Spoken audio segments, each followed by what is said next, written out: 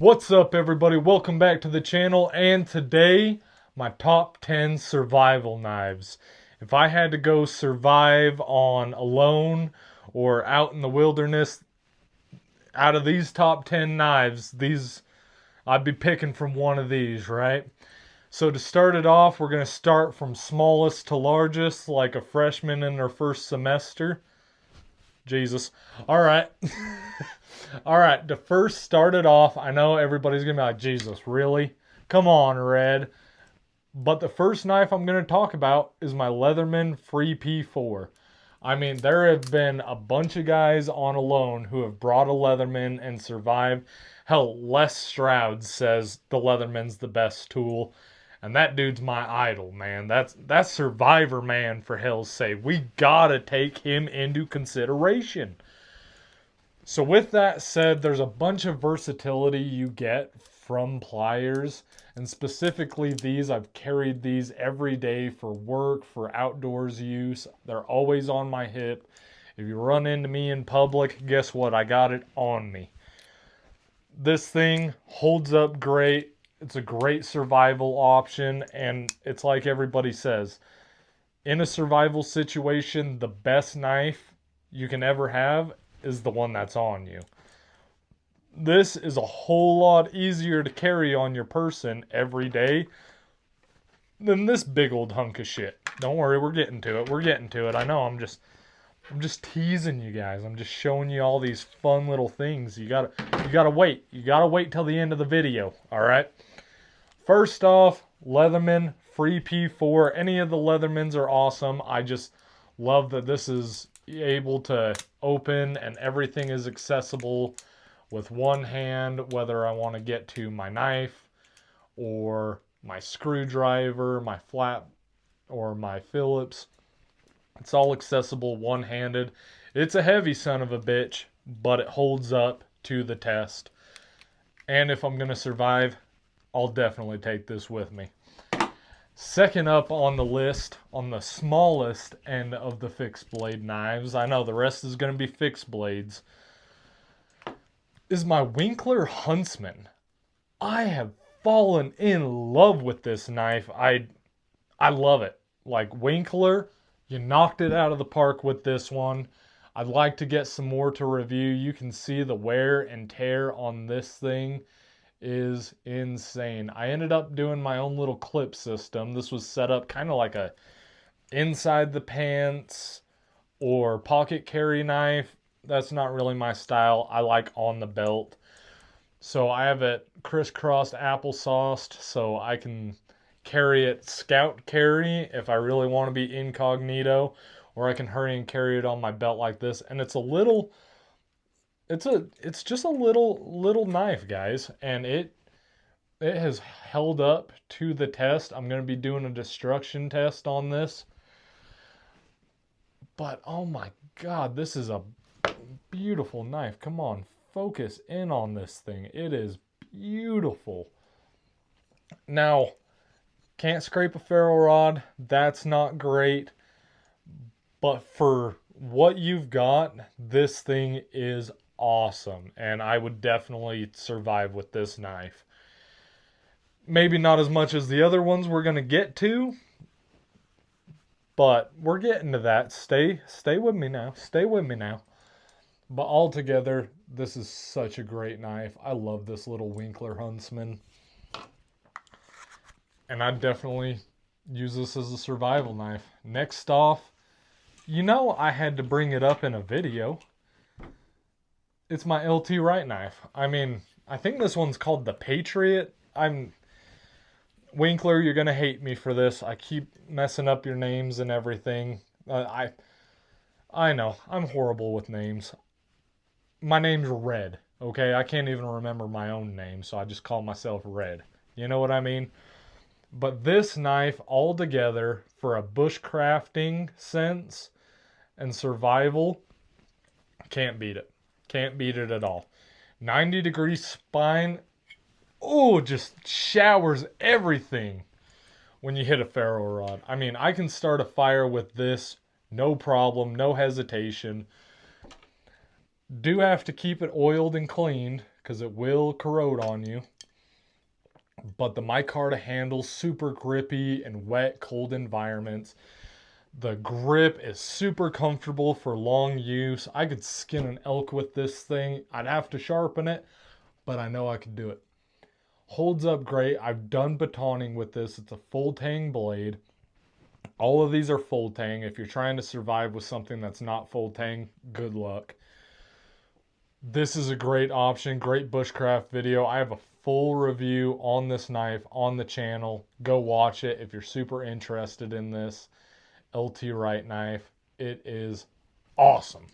Next up, if you've been around the channel, I've said it time and time again, this is my favorite knife of all time. This is the Lion Steel B41 and a custom kydex that I did myself. Little dangler, got my ferro rod, knife sharpener.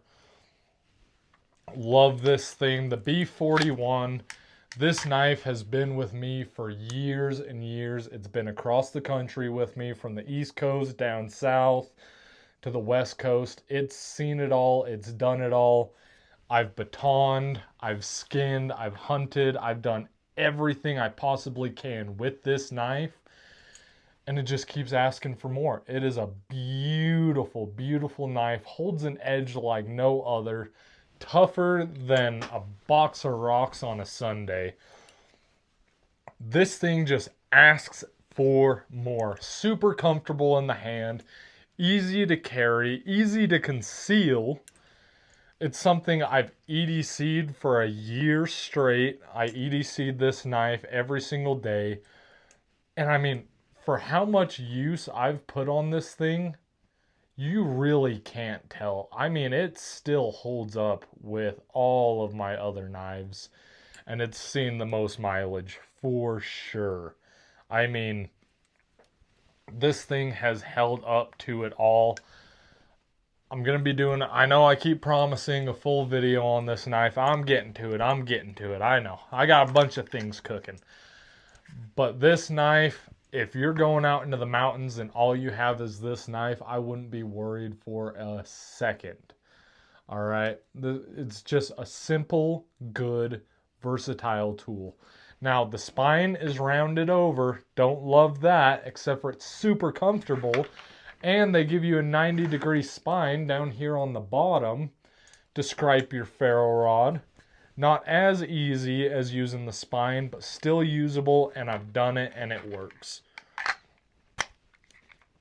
Lion Steel B41 for number 4. Next up, hasn't got a lot of love on the channel, even though it's one of my favorite knives, is the Condor seax knife. It's got a kydex sheath with the leather wrapped around it and the loop. I love this thing. If you can't tell, I have carried this a shit ton. It has seen some use and abuse, y'all. It's beaten to shit, keeps asking for more. And this thing is a hoot. You know I love Vikings and Nordic. And the sack shape on this blade is impeccable. You're getting a lot of blade for what you're getting out of this knife. And it is sharp and pointy, great in bushcrafting, great in survival, great in EDC use. I mean, this thing has been through a lot with me. And it keeps asking for more. Micarta handles, they do great with the micarta at Condor. The edge geometry when I got it was fucking perfect. Stays sharp for a long time. Really easy to sharpen. And one of my favorite grips of all time. I mean, this is one of the most comfortable handles out of all my knives. The only thing that compares is the LT Wright. Like this thing, I can use this for hours. Whittling, shaping, skinning, cutting, whatever. Batoning, this thing is a beast, man. It's not that thick. It's thicker than the other ones we've looked at so far, but it's really not that thick. It's not that heavy for what we're getting into. And this thing is a mean green bean machine, man. It just asks for more and keeps getting it. The Condor seax knife. I believe that's what it's called. Maybe it's got its name on here. Nope. Made in El Salvador. Great knives. Condor makes some great shit. And I love this knife so much. It's seen a lot of use. Holds up. Keeps on trucking. Next off is the top runner for one of my favorite knives ever made. The Falkneven S1X in this plastic lockable sheath. You lock it down. Sorry, can't talk to you right now. Locks in. It's not going anywhere. You unlock it. Rock and lock like an AK magazine, and it's out. This thing is a hunk of steel. I have 2 videos on the channel about it now. This thing is indestructible, super comfortable. The convex grind on this is comparable to a Scandi grind when it comes to carving. Great for processing food and game. Anything you throw at this knife, it's gonna laugh at and say, "That all you got?" Falkneven S1X, a great option for survival. You're going into the woods with this, and the bears are looking at you like, "That dude's got a damn good knife." You know that? I'm just gonna let him be on his merry way. You know what I'm saying? Great knife, love it. Check it out. Check out the videos on the reviews.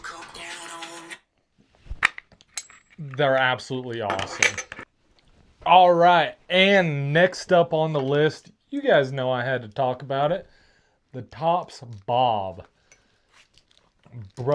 Brothers of Bushcraft Knife. I mean, this thing has seen a lot of use, a lot of abuse. This is like my main go-to beater knife. Let's see if it'll focus in on how mean and wicked this thing is. I mean, I've been beating the hell out of this thing for a long time. It's got a bow drill divot. You can see I've burnt into there just holding it down, doing bow drills and everything. Got a little lanyard on there. Leather sheath. It comes with an awesome Kydex sheath. I still use it on occasions, but this leather dangler I had made by Ronin leather holsters. See, I got it. Absolutely awesome. I got this little rubber band on it so I can hurry and attach other knives and stuff like that. Altogether, a great knife. I have a full video on the channel. If you're interested in it, go check it out. There's also a million other people who have done a review on this knife. It is awesome. It is badass. Now we're getting into my big boy knives. Now, if I could only pick one knife to take out into the wilderness, I do normally choose a large knife. The reason I go for a large knife is it can do the job of an axe. Maybe not as well as an axe, but processing firewood, splitting, batoning, chopping, everything is made a lot easier with a big knife. And a knife I carried for over a year up in the mountains, just bushwhacking and everything, is my Cold Steel Wild West Bowie. This thing has a patina from hell on the blade. Absolutely love it. I actually sharpened up this back swedge like the old school Bowies, so you can come back with a back cut, use that to scrape hides and everything.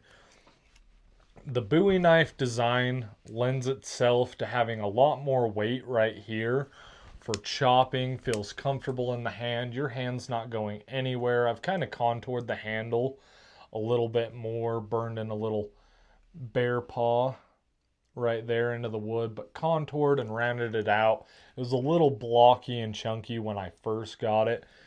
This thing was like $80 when I bought it. Came razor sharp. I mean shaving sharp, like you point it at your arm, you don't even have to touch it. The hairs just start flying off your arm, man. Cold Steel comes so sharp. The steel is great, has held up great. And I've put in a beating and a working. Even the brass guard is all messed up, and I've had to bend it back from throwing this thing into damn trees and just doing a big old manner of shit you probably shouldn't be doing with your knives, but this thing has held up to it. And I mean, this was the Wild West knife, man. Trappers, everybody had this knife. This was the knife that won the West, if you say so. Like, this thing lends itself to surviving and thriving in the mountains like no other. Processing game, processing firewood, anything you need. If you need to choke up on it and do some fine feather sticks and some carving, you can choke up on it. Skinning game, it's got a nice big old swell right here, so you can grab the blade and do some intricate detailed work. I put it up against my forearm like that. I could even strap it in right there if I know I'm going to be working through a big piece for a long time, pulling back the hide from the meat and really just getting after it with this blade. It is such a versatile and useful tool, and having a large blade on you just, it elevates the game. If you don't have a large blade and you haven't gone out into the mountains with a large blade, I highly recommend it. It is a game changer, especially if you don't have an axe with you. Now the next one is my Condor Kukri. Now the first winner of Alone, if you watch Alone, this is his design.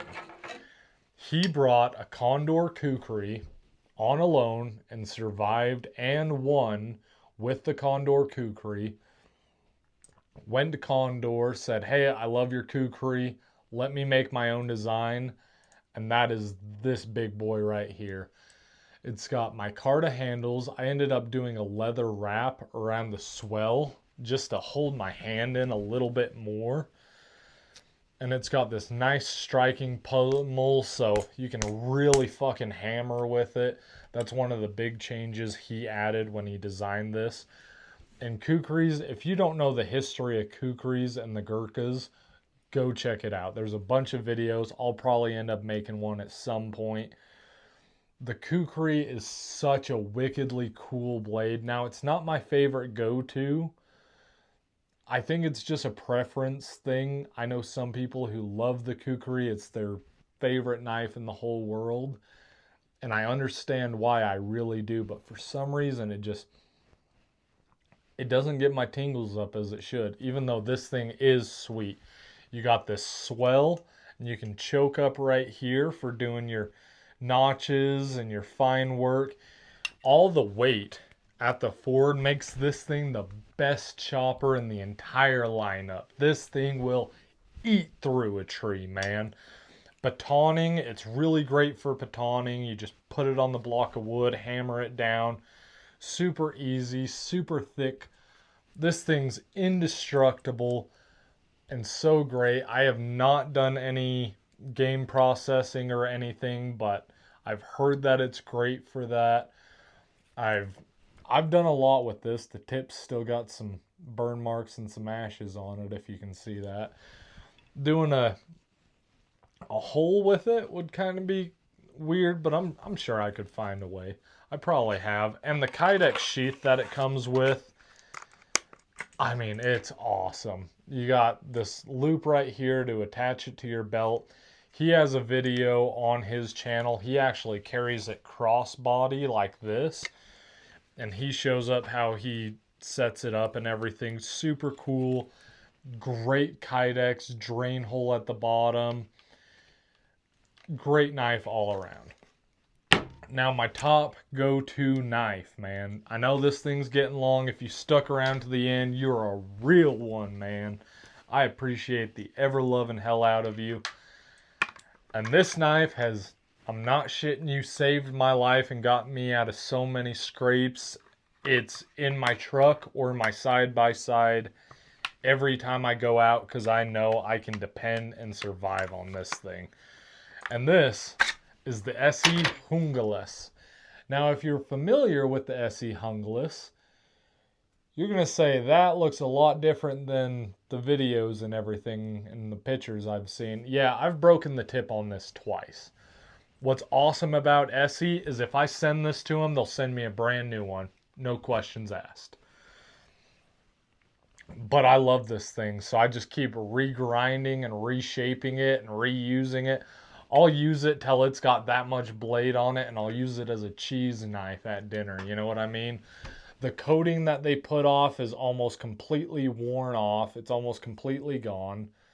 I have batoned and chopped and beaten this thing to a pulp for so long. It had an engraving on it. It doesn't anymore because I have used this thing so damn much. The handle is all rusted out and beaten and torn to shit, and it keeps working. I think SE does the best micarta out of anybody, and this thing is a beast. If you take this into the mountains, you're gonna make it. You're gonna survive. This is the best knife I can recommend anybody to have in the mountains. It does the job of 80% of my axes.